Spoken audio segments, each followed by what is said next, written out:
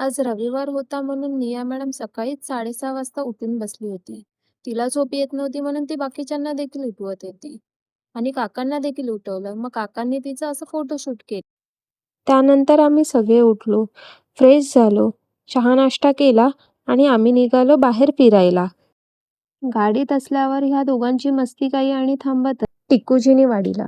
बराच टाइम आम्ही बाहेर उभे होतो, कारण रविवार असल्यामुळे कुठेच गाडी पार्क करायला जागा नव्हती. त्यानंतर आम्ही एंट्रन्समध्ये मस्त फोटोशूट केलं. तिकीट्स काढून सिक्युरिटी चेकिंग करून आम्ही गेलो पूल साईडला. दुपारचे 1:30 वाजले होते. मुलांना आणि आम्हाला देखील भूक लागली होती. त्यामुळे आम्ही आधी गेलो पेटपूजा करायला. आम्ही गेलो पूलमध्ये, पण दोघे पण पूलमध्ये जायला रेडीच नव्हते. ते याला घाबरत होते.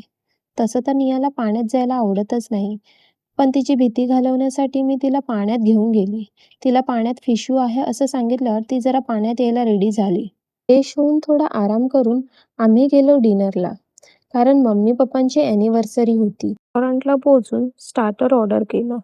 ऑर्डर येईपर्यंत इकडे मामा भाचीची मस्ती चालू होती. त्यानंतर निया आजीसोबत मस्ती करू लागली.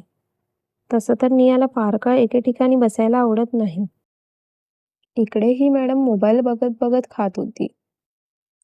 चला तर मग व्हिडिओ कसा वाटला ते नक्की कमेंट करून सांगा. लाईक, शेअर आणि सबस्क्राईब